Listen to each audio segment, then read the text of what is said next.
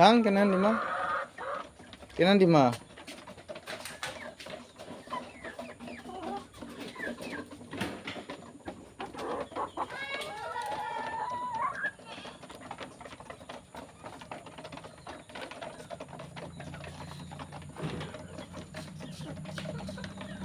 Aja kita balak.